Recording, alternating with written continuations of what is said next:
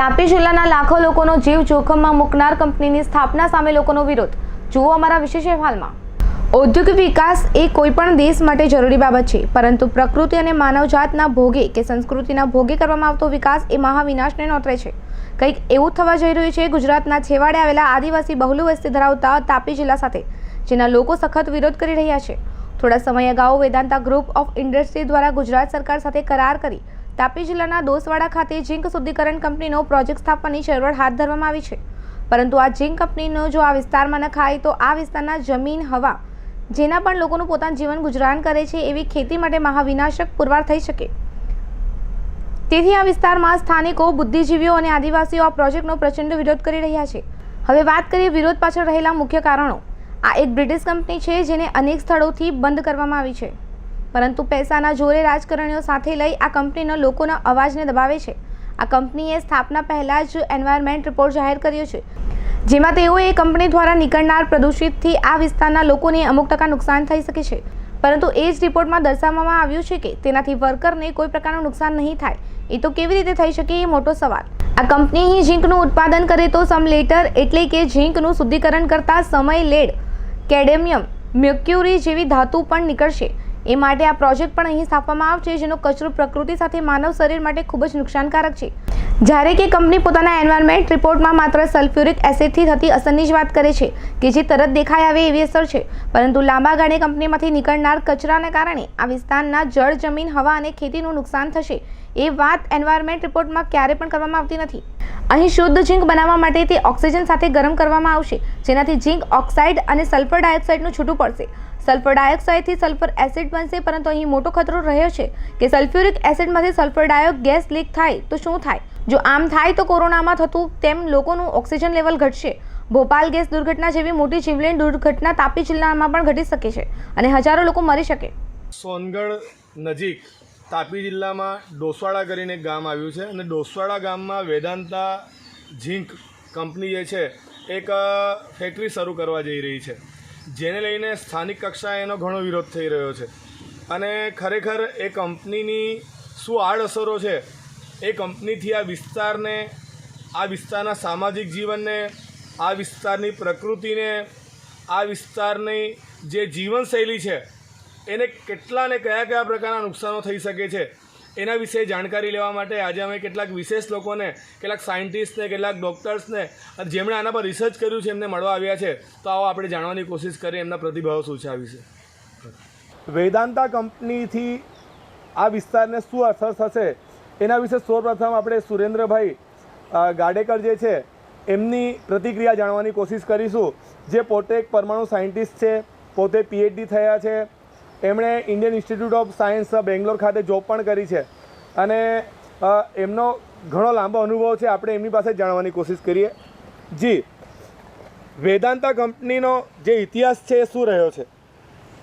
Vedanta company 2003 में London में चालू हुई. ये एक ब्रिटिश कंपनी है, ये भारतीय नहीं है.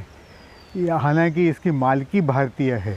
ये एक अग्रवाल परिवार है जिसके हाथों में ये कंपनी के ज़्यादातर शेयर्स हैं और ये 2003 में लंदन स्टॉक एक्सचेंज में चालू हुई. उन्होंने ढेर सारा पैसा वहाँ से उगाया. उसके बाद वो अलग अलग मेटल्स के धंधों में वो पड़ी है. इस कंपनी ने यानी, लेकिन इसका इतिहास ये रहा है इस कंपनी का कि ये एक तो सत्ता पक्ष और विपक्ष दोनों को मज़े से पैसा देती है और उनको उनके कुछ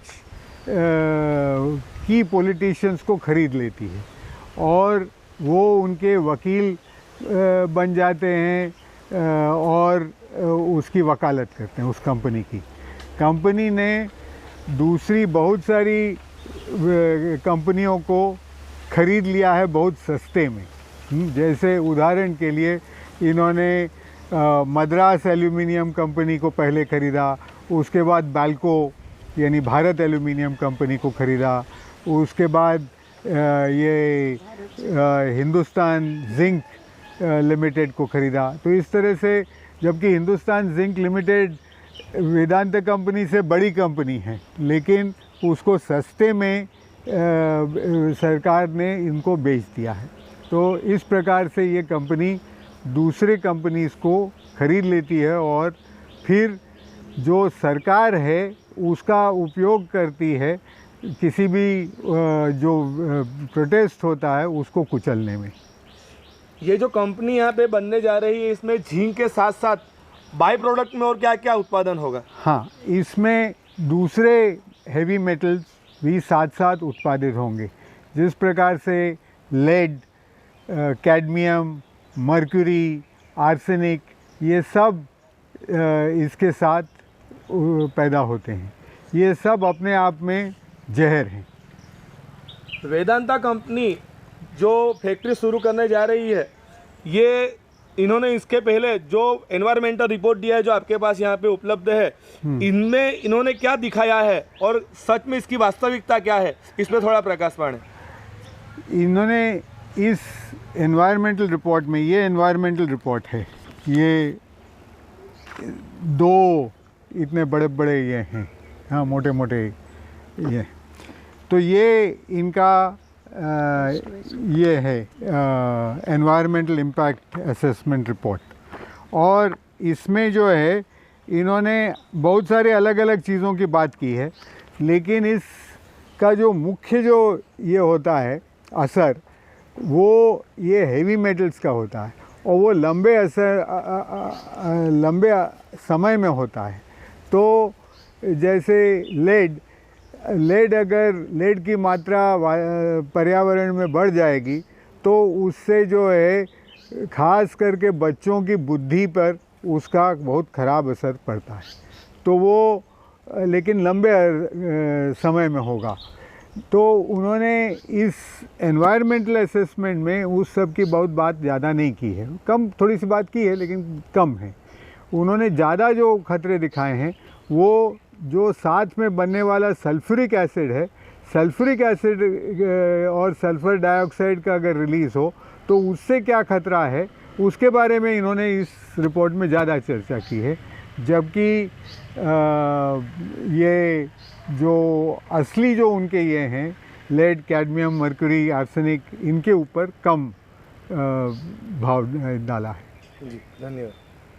શુદ્ધ ચીક બનાવતા સમયે લેડ એટલે કે સીસુ નામની ધાતુ પણ છૂટી પડે છે, જે ઘન કે વાયુ સ્વરૂપે વાતાવરણમાં મિક્સ થશે, જેના કારણે લાંબા ગાળે જ્ઞાનતંતુઓ અને દિમાગ પર નુકસાનકારક અસર થશે। આ વિસ્તારના બાળકોનો આઈક્યુ લેવલ એટલે કે બુદ્ધિનો ગ્રાફ ઘટી શકે। અહીં આવનારા સમયમાં બાળકો મંદબુદ્ધિના થઈ શકે। તો આની જવાબદારી કોણ? જો આવું થાય તો આવનારા સમયમાં તાપી જિલ્લાના ભવિષ્ય ખતરામાં મુકાઈ જશે। કેડમિયમ અને મ્યુર્ક્યુરી જેવી ધાતુ મનુષ્યના મૂત્રતંત્ર એટલે કે શરીરનો કચરો નિકાલ કરવા માટે પદ્ધતિ પર નુકસાનકારક પુરવાર થઈ શકે છે, જેને લઈને કિડની પણ ખરાબ થઈ શકે છે। મ્યુર્ક્યુરી ધાતુમાં હવામાં ભળે તો એના કારણે અનેક પ્રકારના આંખોના રોગ થઈ શકે છે। આ રીતે આ કંપની આ વિસ્તારમાં હવા, પાણી, જમીન અને ખેતી માટે બધી જ રીતે નુકસાન પુરવાર થાય છે। અહીંના લોકો તેના પર પોતાનું જીવન નિર્વાહ કરે છે। એવા પશુપાલન અને ખેતી ઉદ્યોગના કારણે મહાવિનાશક અસર થઈ શકે છે અને જો આમ થાય તો સમગ્ર તાપી જિલ્લો વિનાશના મુખમાં ધકેલાઈ શકે છે। તેથી આ વિસ્તારના લોકોની માંગ છે કે કંપનીને વિશ્વના બીજા દેશો અને ભારત દેશોના બીજા રાજ્યોમાં બંધ કરવામાં આવે। એવી કંપની તાપી જિલ્લામાં તે મહાવિનાશક બોમ્બની જેમ નાખવામાં આવે છે। જે Vedanta group of company Doswada ખાતે સ્થાપવા જઈ રહી છે તાપી જિલ્લામાં, એ કંપનીના કારણે આપણે પ્રથમ જાણ્યું કે ભાઈ સાયન્ટિફિક રીતે શું નુકસાન થશે। હવે આપણે અહીં જે છે અમારી સાથે ડૉક્ટર સંઘમિત્રા દેસાઈ ગાડેકર, જે પોતે MBBS અને માસ્ટર્સ થયા છે, યુએસથી એમણે અભ્યાસ કર્યો છે અને ઘણા લાંબા સમયથી એક સામાજિક કાર્યકર તરીકે એવો કાર્યરત છે। ત્યારે આપણે એમની પાસે જાણવાની કોશિશ કરીએ કે વેદાંતા કંપનીના કારણે આ વિસ્તારના જે એન્વાયરમેન્ટ છે, જે પર્યાવરણ છે, એમાં હવા છે, પાણી છે, જમીન છે અને ખેતી જે છે એને શું અસર થશે? જી મેડમ। તમે જે પૂછ્યું કે કોઈ એમાં એવું છે કે કોઈ પણ મોટી કંપની જે ઇન્ડસ્ટ્રીયલ કંપની થાય અને એ લોકો જ્યારે બી કંઈ કાર્યક્રમ પોતાનો કરે તો એમાં કચરો તો પેદા થાય અને એ આ જે સ્મેલ્ટર થવાનું છે ઝિંક સ્મેલ્ટર વેદાંતનું, તો જુદી જુદી દુનિયામાં જ્યાં જ્યાં સ્મેલ્ટર છે એને આધારે આપણી પાસે કંઈક જે રિસર્ચ થયા છે એને આધારે આપણે કહી શકીએ કે આવી વસ્તુ અહીંયા પણ થશે, કે આવી વસ્તુ અહીંયા થાય। તો એને આપણે આધાર માનીએ છીએ કે ચીનમાં અમેરિકામાં બીજી જગ્યાએ જે પેપર્સ આવ્યા છે તેને વિશે એને આધાર હું જે આજે કહી રહી છું એના આધાર એ છે. તો પહેલી વસ્તુ કે જે કચરો બહાર કાઢે તો કચરો અને હવામાં તો ફ્યુમ્સ નીકળે. બીજું કે પાણી દ્વારા તમે પાણીમાં એનો નિકાલ કરો કે એને જમીનમાં ગાળો તો જમીન આસપાસની જમીન પ્રદૂષિત થાય અને એ જમીનને કારણે શું થાય તેની વાત આપણે પહેલાં કરીશું. પછી એરને કારણે શું થાય તેની વાત કરીશું અને છેલ્લે પાણીમાંથી શું થાય તેના વિશે કરીશું.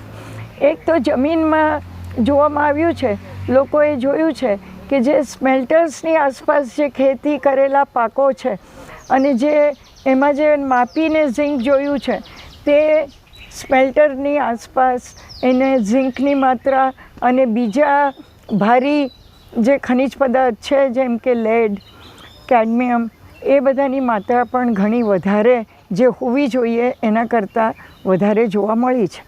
અને આ નિકાલ કરવાને કારણે અને બીજું જમીન જે બગડે છે તેનું કારણ બીજું પણ છે કે પાણીમાં જ્યારે નાખી દેવામાં આવે તો પાણીમાં જે ઇન્સોલ્યુબલ ઝિંક છે કે જેના સોલ્ટ છે જે ભારી છે તે કાંપમાં બેસી જાય છે અને એ કાંપ લોકો પાણી ઓછું થાય ત્યારે ખેતી માટે વાપરતા હોય છે.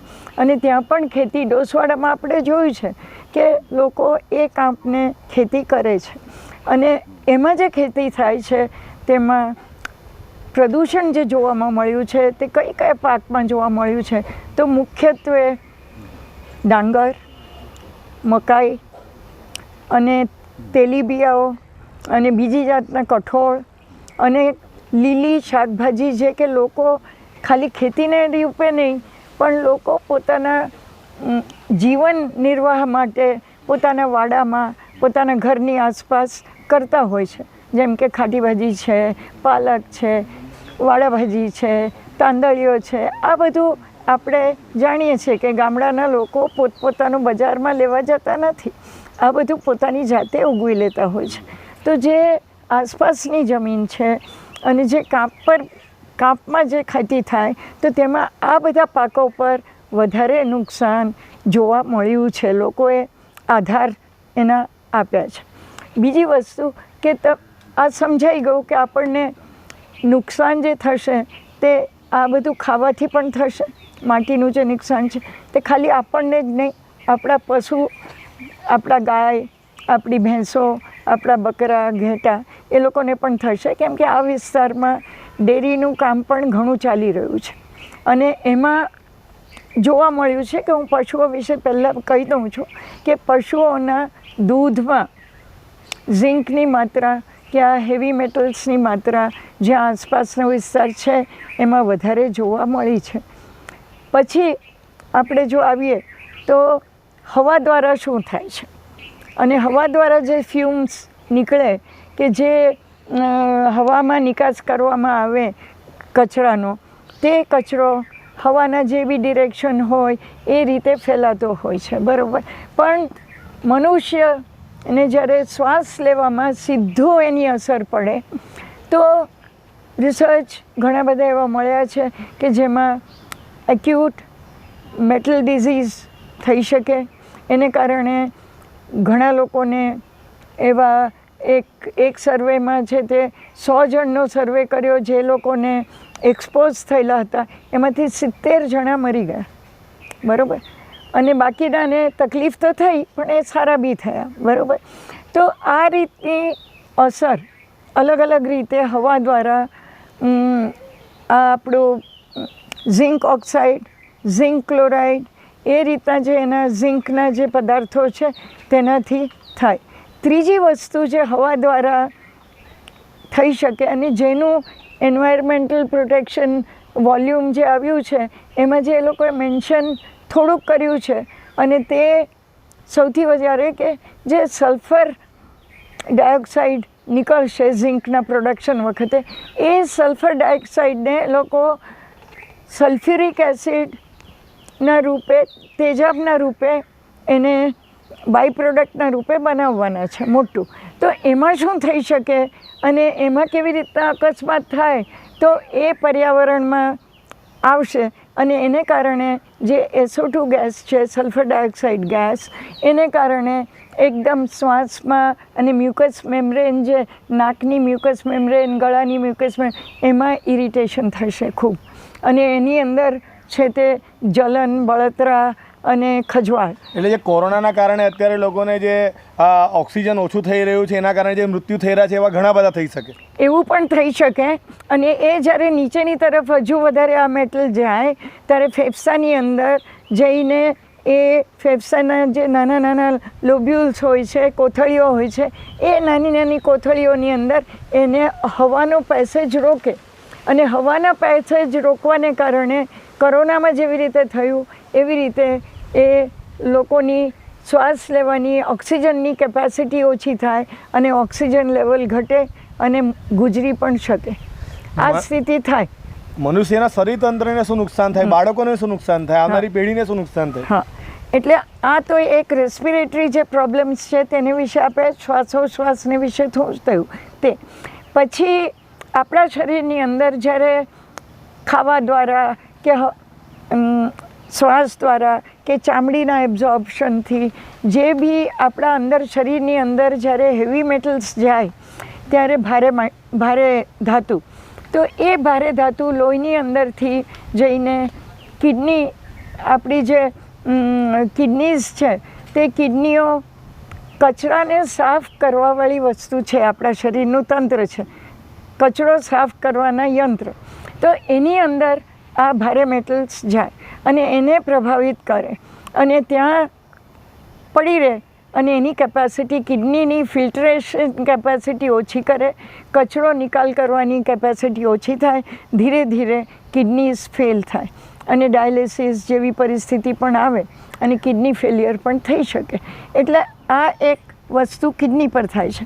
પછી લેડ જે છે તે આ ઝિંકની સાથે જ બીજું એક હેવી મેટલ છે સીસુ જેને કહેવાય, તે પણ પેદા થાય છે અને તે ઘણા બધા રિસર્ચ એવા છે કે જેણે જોયું કે લેડની માત્રા જો પાણીમાં કે સોઇલમાં કે હવામાં વધારે હોય તો ત્યાં જે એ એટમોસ્ફિયરમાં રહેવાવાળા બાળકો છે તે બાળકોને આજે જો એ લોકોની જે બુદ્ધિની ક્ષમતા જેટલી હોય એનાથી 10 વર્ષ પછી એ લોકોને ઓબ્ઝર્વ કરવામાં આવ્યા કે એ લોકોની IQ ઘટી.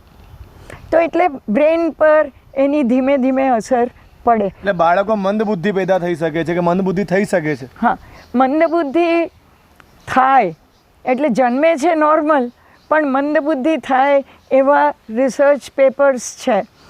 મંદબુદ્ધિ બાળકો પેદા થવાવાળા રિસર્ચ હજુ સુધી મારા ધ્યાનમાં માણસો પર નથી આવ્યા, પણ નાના જાનવરો પર, જેમ કે લેબોરેટરી એનિમલ્સ જે હોય છે, રેટ્સ, ગિનીપિગ્સ, એના પર જે પ્રયોગો કરવામાં આવ્યા છે એમાં રિપ્રોડક્ટિવ ઇફેક્ટ જેને કહેવાય કે પ્રજનન સંબંધી જે પરિણામો છે એમાં કસુવાવડ થવી, જલ્દી નીકળી જવા, સ્ટેરિલિટી થવી, એમાં છે તે સ્ટીલ બર્થ્સ એટલે મરેલા મૃત બાળક જન્મવા કે વિકલાંગ બાળક જન્મવા એ જાનવરોમાં જોવા મળ્યા છે. પણ હજુ સુધી એવો કોઈ રિસર્ચ સામે નથી આવ્યો કે જે મનુષ્યમાં જોવા મળ્યું હોય આને કારણે. છતાંય આપણે જો જોઈએ તો જેમ આપણે જોયું કે રેસ્પિરેશનમાં જ્યારે ફેફસામાં જાય તો ત્યાં લડવા માટે લ્યુકોસાઇડ કાઉન્ટ વધી જાય છે, એટલે શ્વેતકણો રક્તમાં વધવા માંડે અને શ્વેતકણો વધે પ્લેટલેટ કાઉન્ટ ઓછું થાય અને એને કારણે શ્વેતકણો લડે છે. પ્લેટલેટ્સ પણ આપણા લોહીને થક્કા બનાવવા માટે એને માટે જરૂરી છે.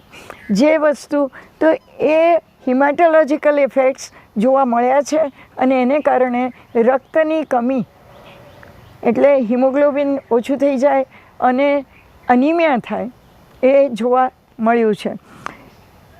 આ બધાને કારણે ઘણા કેસીસમાં એક્યુટ જે એક્યુટ એક્સપોઝર જે હોય એને કારણે સડન ડેથ પણ જોવા મળે છે.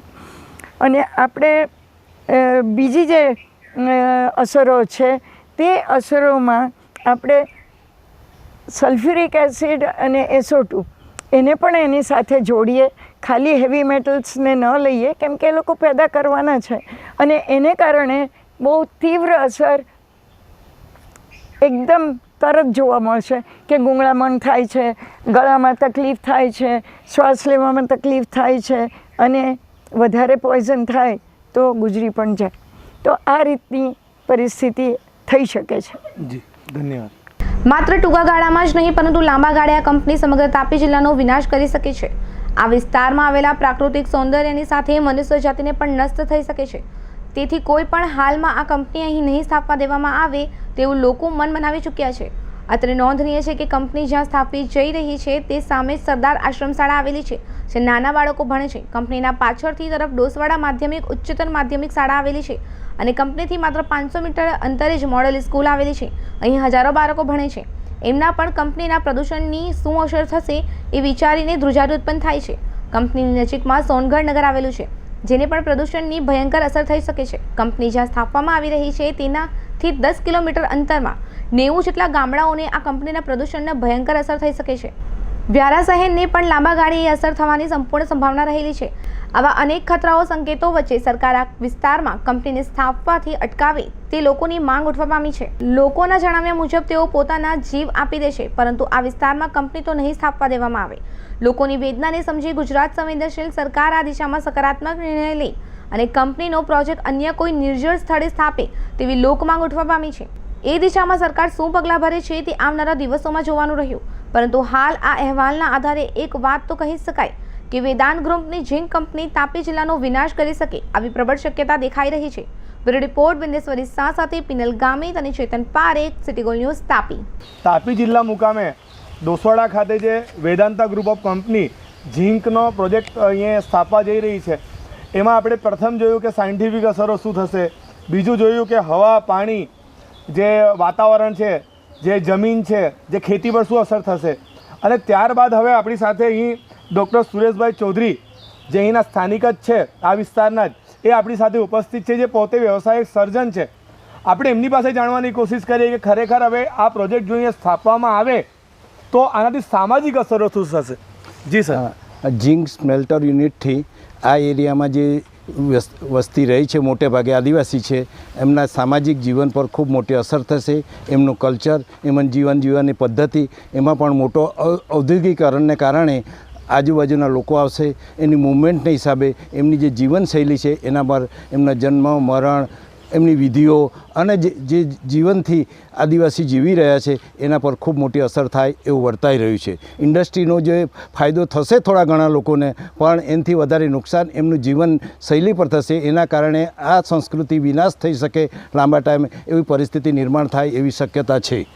અને એના કારણે ટૂંકા સમયના લાભ કરતાં લાંબા સમયે આ એરિયાની જે વસ્તી છે મોટે ભાગે ખેડૂત છે અને સામાન્ય બીજો ધંધા તરીકે ખેતીવાડી સાથે પશુપાલનનો ધંધો કરે છે એના પર પણ અસર થશે. અને પશુપાલનના ધંધામાં પણ એમને ખૂબ મોટું નુકસાન થશે કારણ કે પર્યાવરણની જે નુકસાન થશે એ એમના પ્રાણીઓ પર, જંગલો પર, ખેતી ઉપર અને ખેતીની પેદાશ પર થશે. અને એ પેદાશને કારણે એમની જે ઉત્પાદન શક્તિ છે તે ઘટી જશે. અને સાથે સાથે જે શહેરીકરણની જે આડઅસર આપણે જોઈ રહ્યા છે એ અસર અહીંયાના લોકોને પણ જીવનશૈલીમાં જોવા મળશે. અને એ કારણે એમનું જીવન આજે શાંતિથી જીવી રહ્યા છે એને મોટું નુકસાન થવાની ભય અમને લાગી રહ્યો છે. એટલા માટે જે પ્રજા શાંતિથી જીવતી હોય તો એને થોડાક લોકોના ફાયદા માટે અથવા તો જે ઉદ્યોગ સાથે જે જોડાયેલા છે એ લોકોના ફાયદા માટે 1.5 થી 2 લાખ લોકો જે ઇફેક્ટેડ થવાના છે એમને નુકસાન ના થાય એવી અમને ભય છે. અને એમને શાંતિથી જીવન જીવે અને જેનો અધિકાર છે એને શાંતિથી જીવન જીવવાનું મળે એવી અમારી લાગણી છે.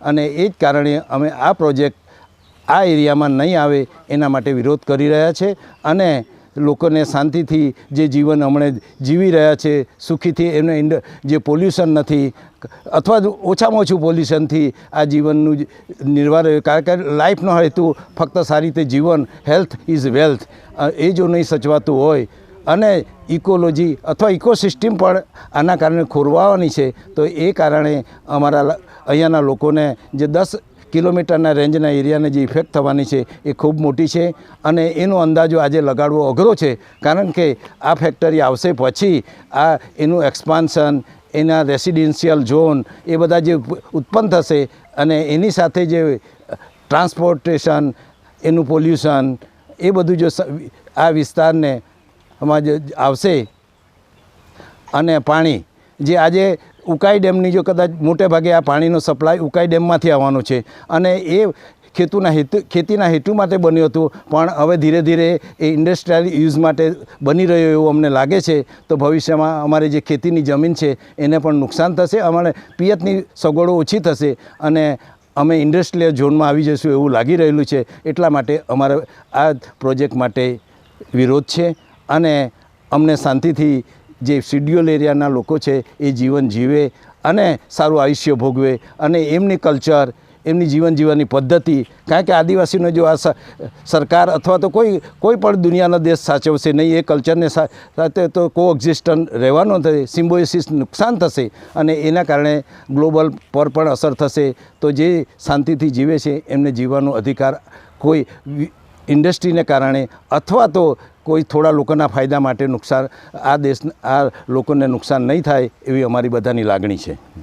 તો આપણે આજે જ્યારે સામાજિક અગ્રણીઓને વાત કરી, ડૉક્ટરો સાથે વાત કરી, આ વિસ્તારના સાયન્ટિસ્ટો સાથે વાત કરી, આ વિસ્તારમાં જે સામાજિક ચળવળ ચડાવે છે એમની સાથે વાત કરી, તો આપણને જાણવા મળ્યું કે જો વિકાસ એ જરૂરી વસ્તુ છે, દરેક વિસ્તારનો વિકાસ થવો જોઈએ, પણ તાપી જિલ્લો એક ટ્રાઇબલ જિલ્લો છે. અહીંના આદિવાસીઓને એક અલગ પ્રકારની સંસ્કૃતિ છે, અલગ પ્રકારની બોલીઓ છે, રીતભાત છે. એટલે અહીંના લોકોનું સ્પષ્ટપણે માનવું છે કે વિકાસ થવો જોઈએ, પણ આ પ્રકૃતિના ભોગે વિકાસ એમને નથી જોઈતો. આ જે એમની સંસ્કૃતિના ભોગે વિકાસ એમને નથી જોઈતો. આ વિસ્તારના જળ, જમીન, જંગલના ભોગે વિકાસ આ આદિવાસી પ્રજાને નથી જોઈતો. એ આજની ચર્ચા પરથી સ્પષ્ટ જણાઈ આવે છે.